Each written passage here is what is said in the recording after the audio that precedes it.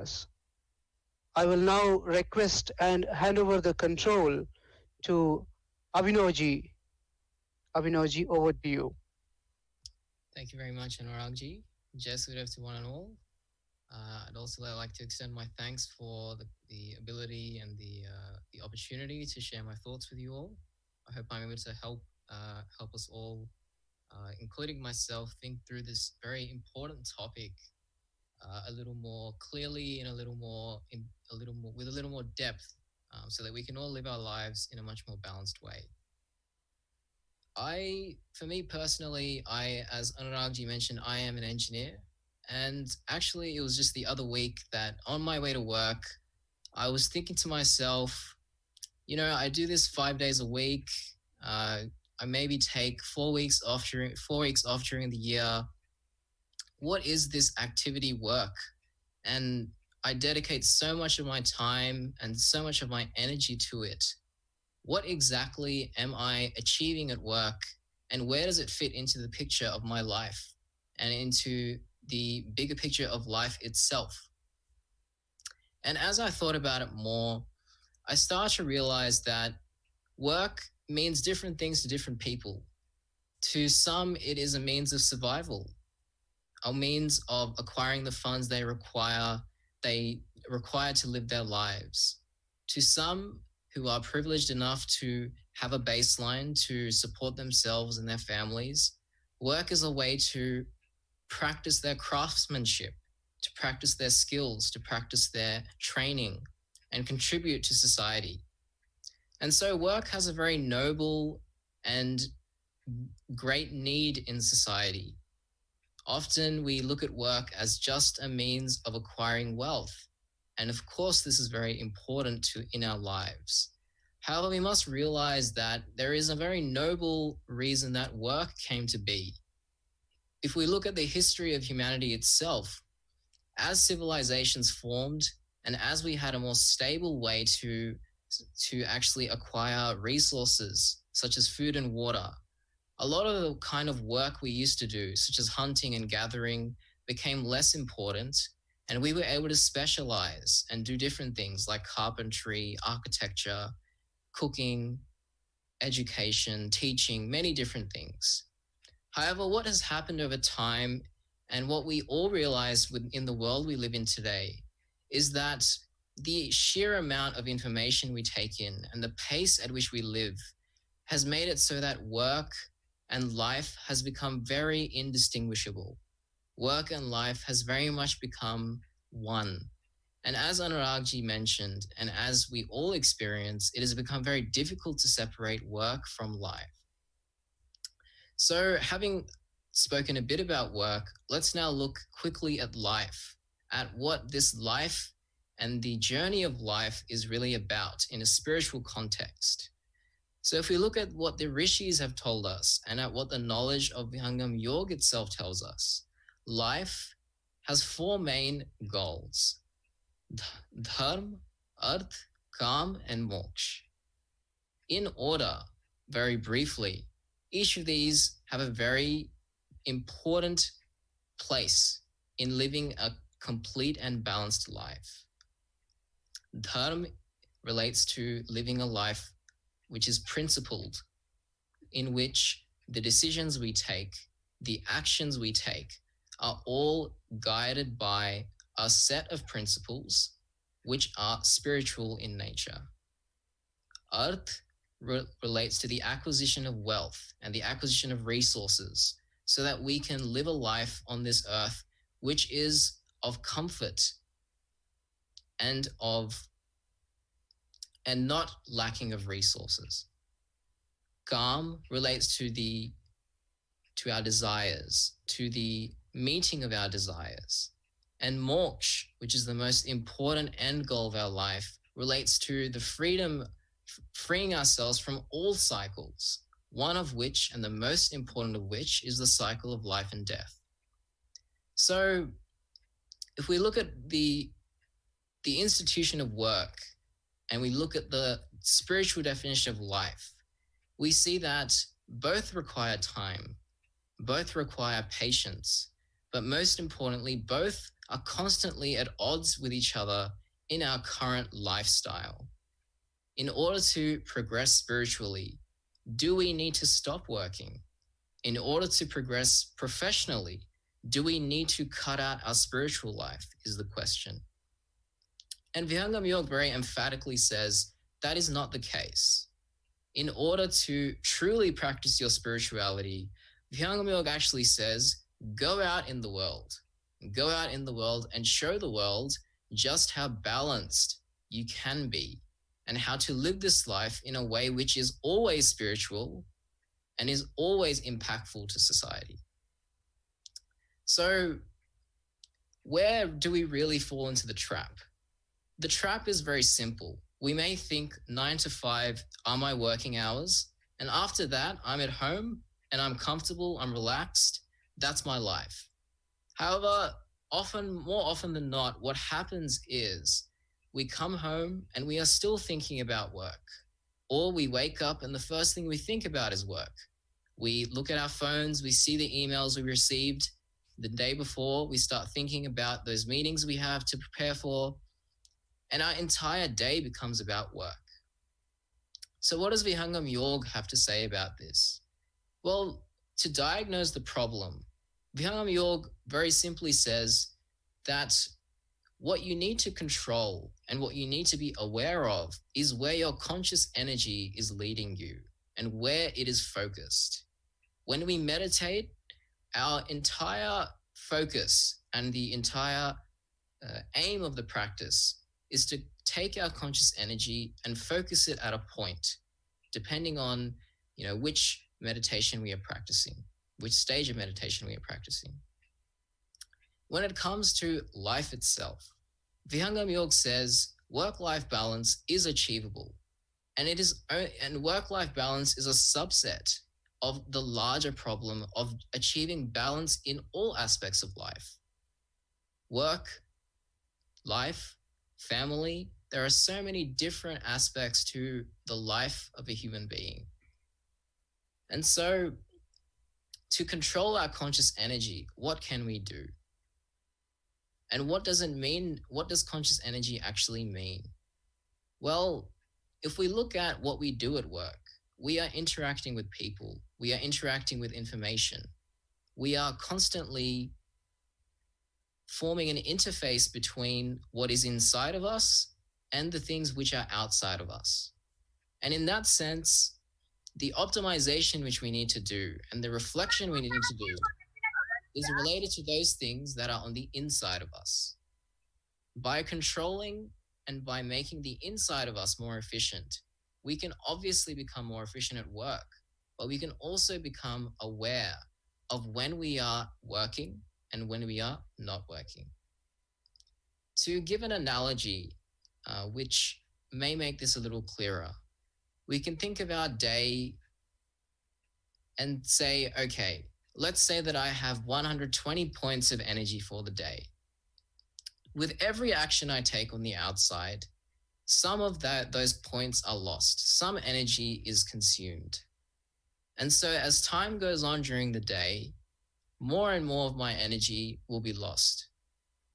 And it will be contributed to the actions which I take during the day.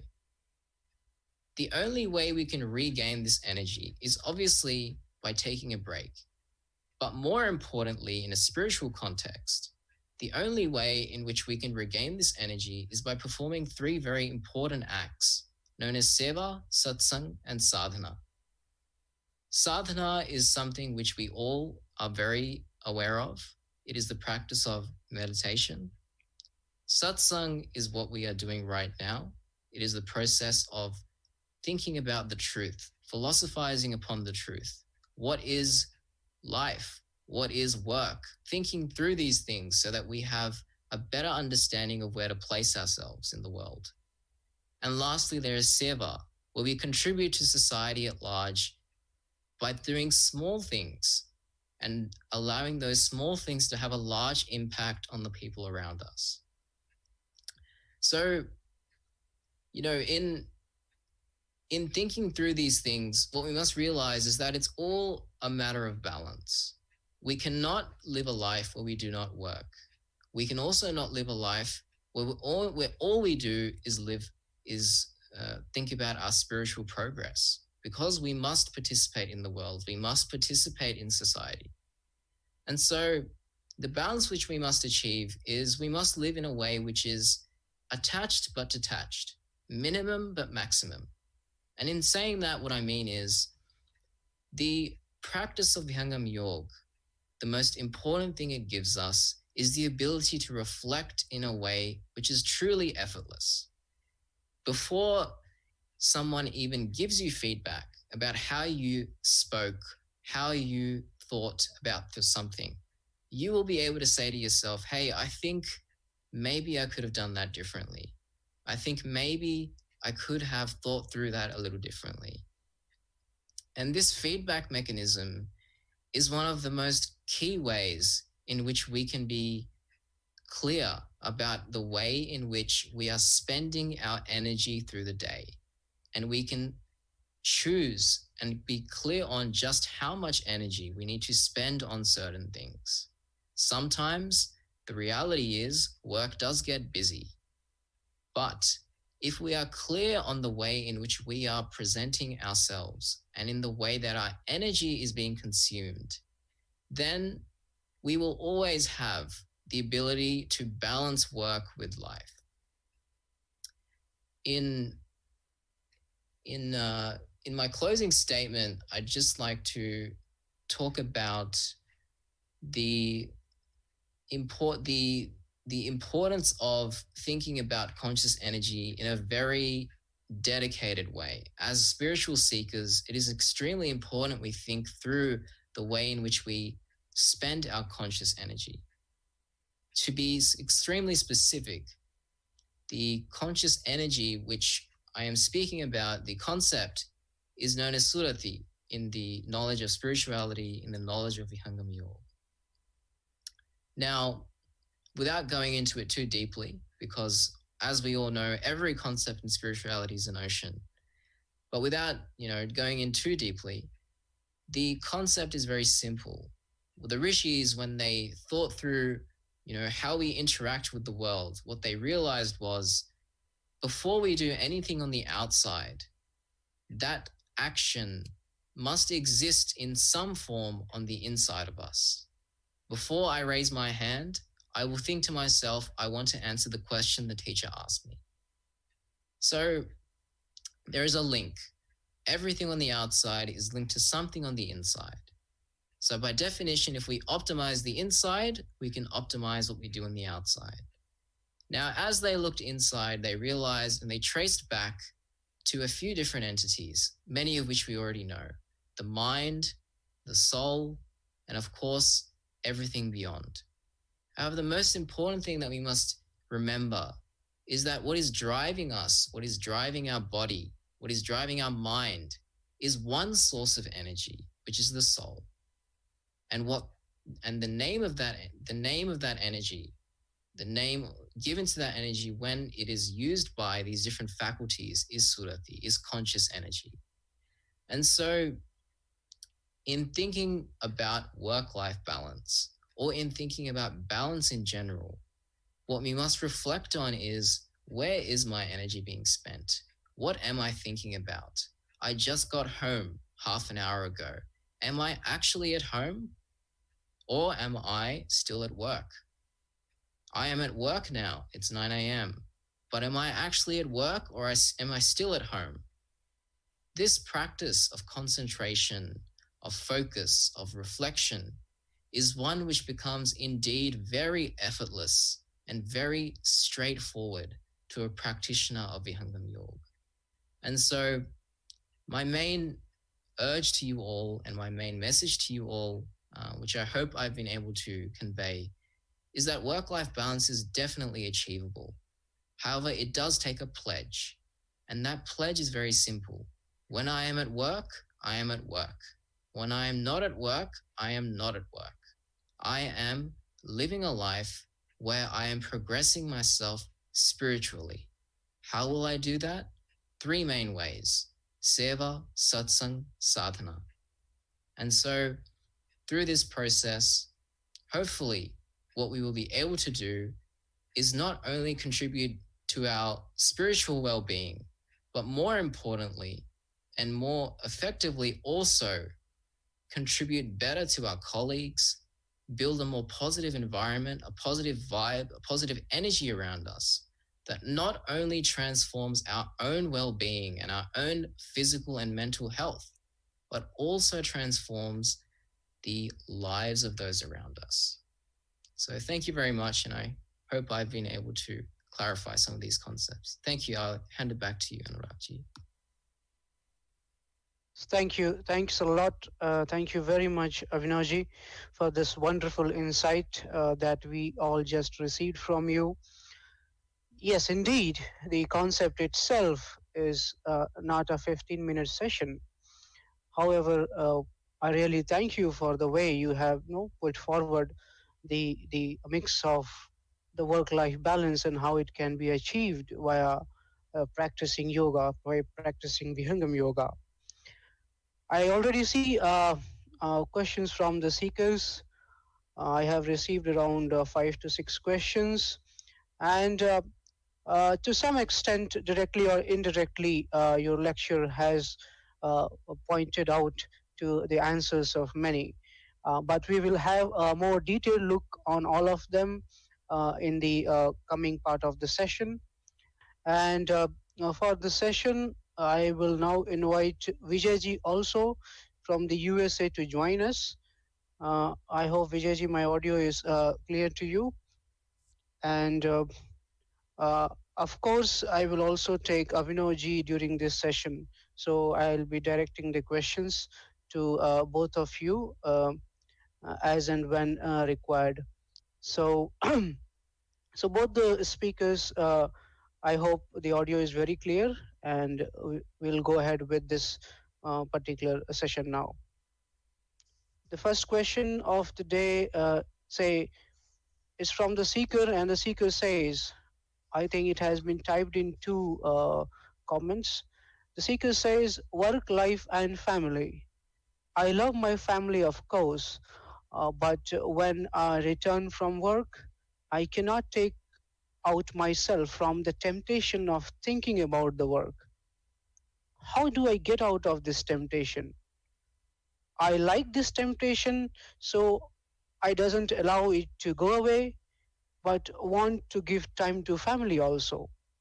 So I think this is a very, very general case with most of us who are quite hard workers.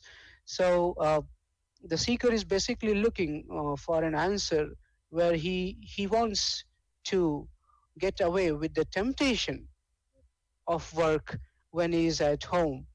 And I think vice versa too is valid for most of us. So I put this question to Vijayji. Vijayji, I hope the question itself is clear to you. Yes, Anuragji, thank you for inviting. First, I would appreciate the way Abhinavji presented this concept so beautifully. It was so mesmerizing.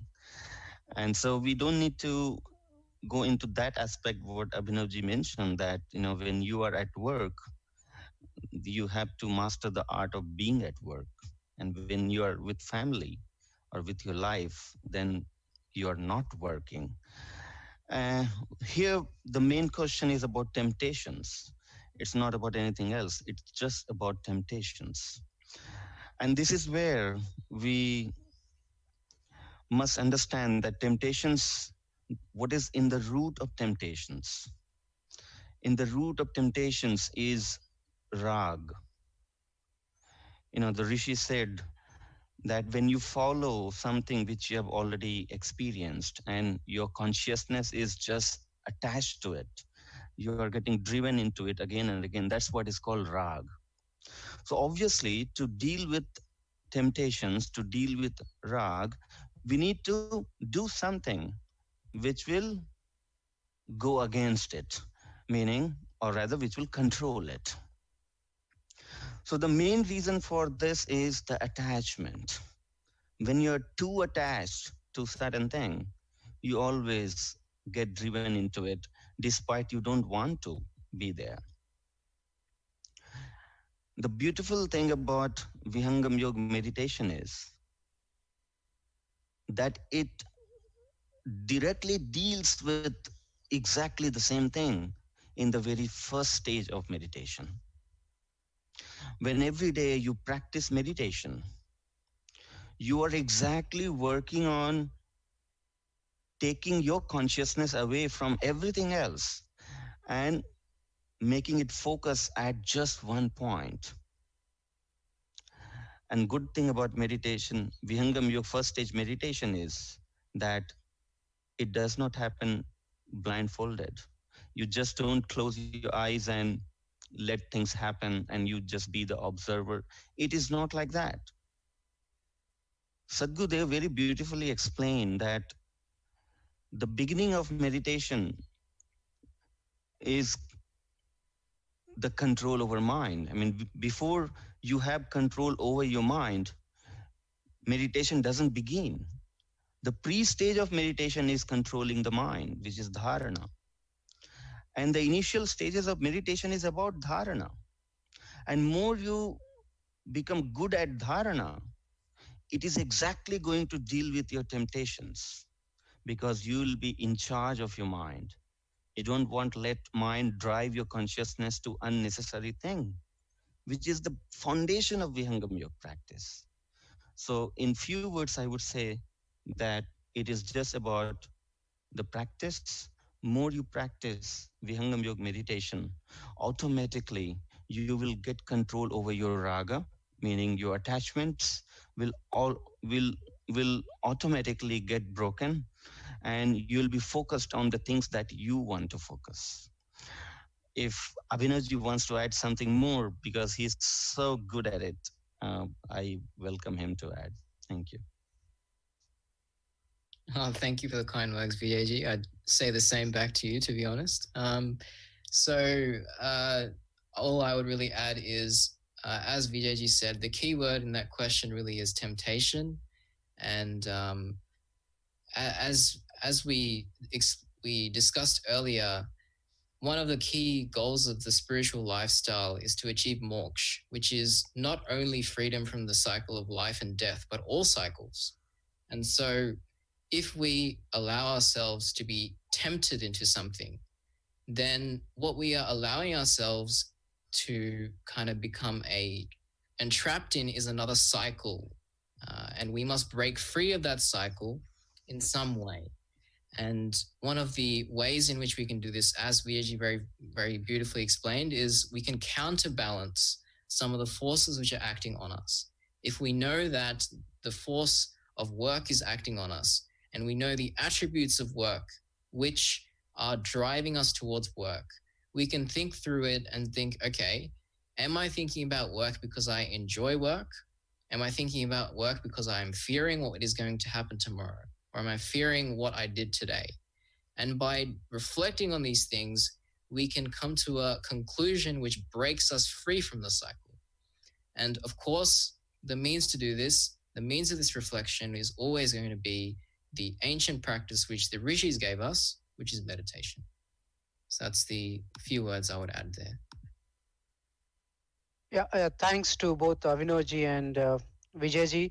Yes, of course, the question itself was using the words of temptation, but actually it was related to the attachment and the detachment that we should be, the seeker is looking for and how to achieve it. I think that answers the another question in the series wherein the seeker is asking about the elaboration on attachment and detachment. So there is another question that I will direct to Avinoji, and the question is very direct actually. The question says, Rishis had all the time for this spiritual energy and meditation, but I don't have. How can I achieve the same peace when I hardly have the time for the same? I'm not sure if I'm interpreting the question correctly, but the seeker here uh, uh, is trying to say that the entire work of the work profile of all our rishis and maharshis have been the spiritual journey itself, which is not the case with our day-to-day lives. So, but still, I want to achieve the same peace. I want to achieve, no, the same wonderful peace which all my rishis and maharshis have, no, achieved. I don't have that amount of time of eternity with myself. I hardly have few minutes in my life. So how do I move towards attaining the same thing with these few minutes in my life? That's the essence of the question, I believe, and that I will direct to Abhinavji. Sure. Thank you, Anuragji. So it's a great question. And to be honest, when I started on this path, I had the same question and I bothered my father with it many times. Um, my perspective on it and my understanding of this is that the you've come to the right place in that Vihangam Yoga is a modern approach to ancient principles and ancient goals, in that we do not ask anyone to sit in meditation for an hour, 2 hours, 3 hours, and succeed their lifestyle in order to progress spiritually. In fact, what Vihangam Yoga says is with 10 minutes of practice in the morning and evening, you can progress spiritually every day. And the most important thing to understand as well is meditation is not just sitting down for 10 minutes. Meditation is a constant process. It is a process which continues 24 hours, 7 days a week. And so, although we might not meditate while sitting down in a jungle, in living this life, if we live it in a spiritual way, if we are continuously reflecting on how we can be better, on how we can be more spiritually minded, more spiritually accurate, then we are also performing a meditation of sorts. And by this, what I mean is meditation is not just sitting down and doing sadhana. Of course, that is the primary process, but that is not where it should stop. When we are meditating, as we discussed earlier, we are trying to take our conscious energy and focus it somewhere. If you are at work and you are trying to do the same thing, where you are taking your conscious energy and putting it into your work and focusing, then by definition you are also achieving the same things and the same kind of progress.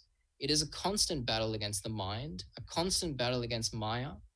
And in doing these kinds of things, in trying to control and direct our energy day in, day out, we are able to meditate at all times. And so meditation is not just, sitting. It is also living.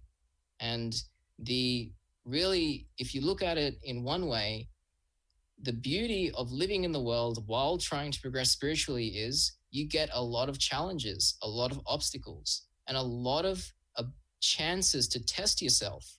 Am I progressing spiritually? Am I controlling my anger? Am I controlling my fear? Am I able to reflect at the right times? So in a way, it is also a gift, in these modern times, that we are able to actually meditate, leave for work, and then live in a real world where we are testing ourselves constantly. So I would also say, yes, the rishis did have much more time as it seems to us, but we can also think about this differently and we can achieve the same things. So that's what I would say. Thank you. Yes, Avinaji. So basically, adding to it, I think the conversation is getting more and more interesting. People are responding to it, and such a wonderful session from you. So, adding to the same topic, wherein we are discussing about, our rishis and maharshis devoting their entire lifetime, and we hardly have time to devote for such things in our life. Uh, so people, I have seekers who are questioning, as if I have been told and read that no rishis devoted all their lifetime, and if I don't have all that time, what is so unique in Vihangam Yoga?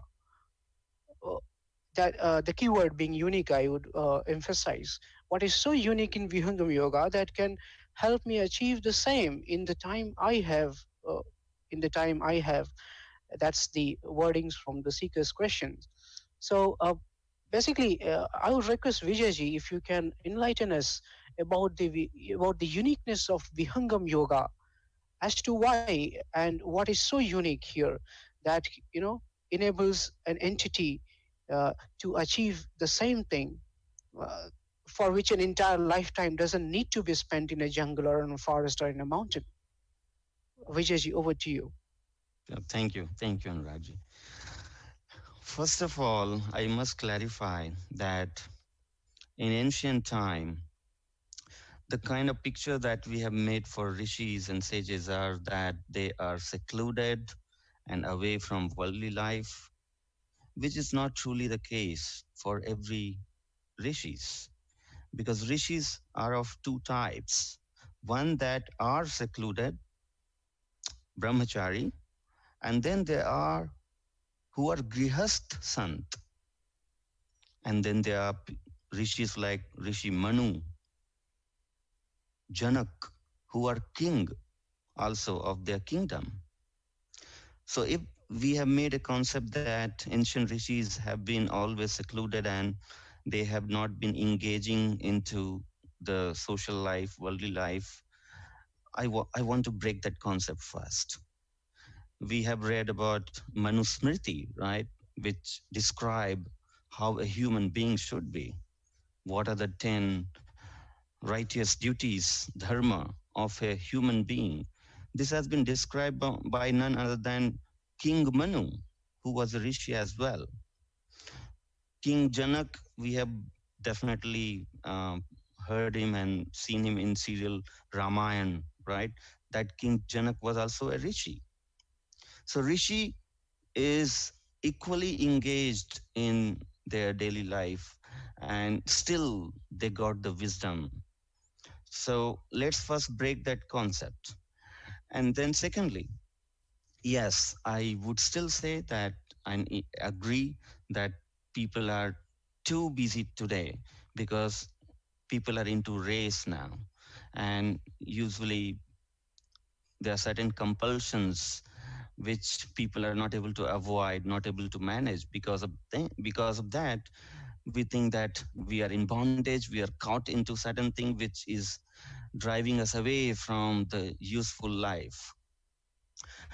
But what Vihangam Yoga does it is, as very rightly Abhinavji added here, that Vihangam Yoga is very efficient technique if practiced with discipline and as prescribed.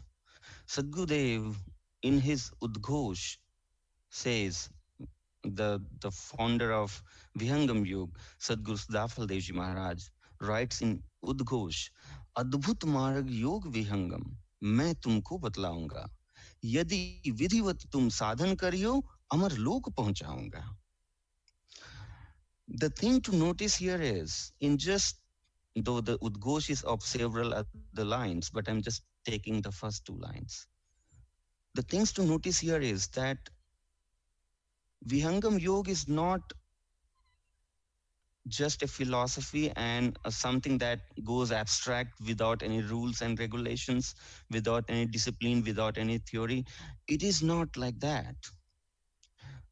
The word vidhivat means with discipline and as prescribed, meaning it has a procedure, a defined procedure how to do it. What I'm trying to clarify here is I have met several meditation practitioners, non Vihangam yogi, and when I ask the fundamental question that we all must know if we meditate, that what is mind? Where is the mind located in the body? I would invite all of you also to experiment this, first to yourself, and then maybe with your friends and colleagues as well. You will hear abstract answers because there's no theory around it as clear as it is in Vihangam Yoga. So Vihangam Yoga is special, and that is why Sadhguru Dev started with the word called wondrous, adbhut. Vihangam Yoga is adbhut because this is the purest form of spiritual practice. And it is adbhut, it is wondrous because everything is crystal clear in Vihangam Yoga. What makes Vihangam Yoga unique is the power of Sadguru, the procedure that he teaches us. The procedure is not only about you involving into it, but it leverages an energy called Sadguru, which you can find or get benefit of only when you are that pious and pure and connected to the true Sadguru. If you try to understand what Sadguru is, it's a separate topic.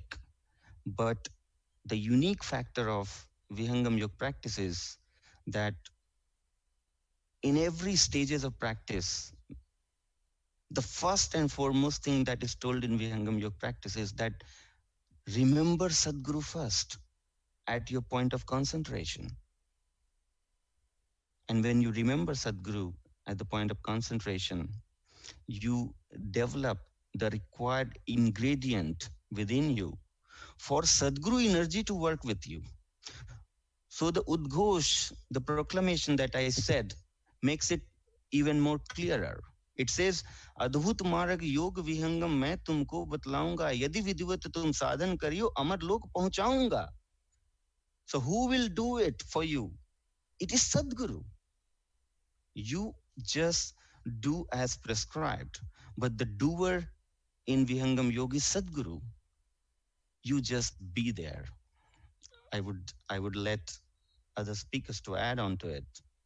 But yes, this is fantastic to hear that Vihangam Yoga.